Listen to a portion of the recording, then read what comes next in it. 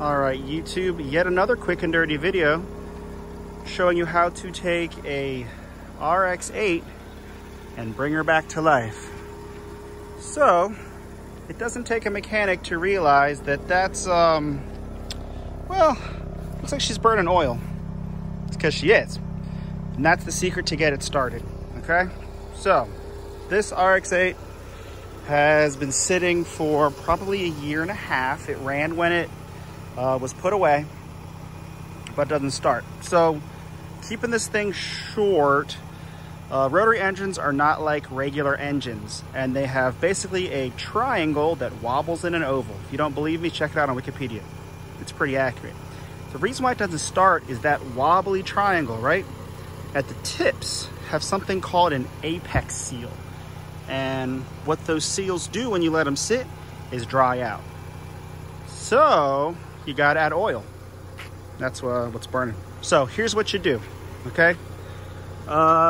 You get some 5W20, get a syringe, and some fuel line. I'm not exactly sure what diameter it is.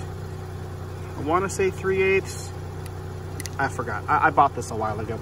But here's, if you have an RX-8, here's how you find out. So, there she is.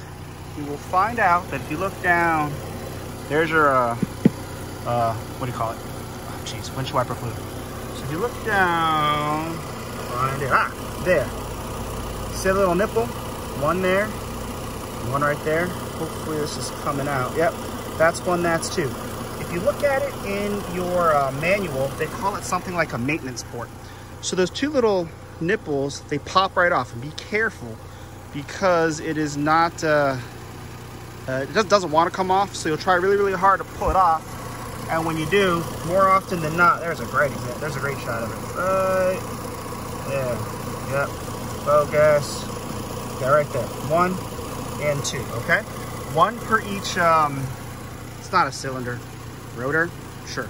Anyways, pop it off, take this guy, suck it up. I put maybe, I don't know, it's not an exact science, right? So I sucked up the whole thing. I pretty much I started by putting about half, so what we're talking, 4 milliliters? Sure. So I put 4 milliliters in each rotor, okay? Just to throw some oil in there. Then what you do, you come around here. This part's critical. If you don't do it, you're going to create more problems for yourself. And I'm speaking from experience, okay? Of course, I've got a manual. So when you start it, clutch in, of course. Then, without turning it, floor it, okay? Floor it. What that does is tell the fuel system, okay, do not send any more fuel.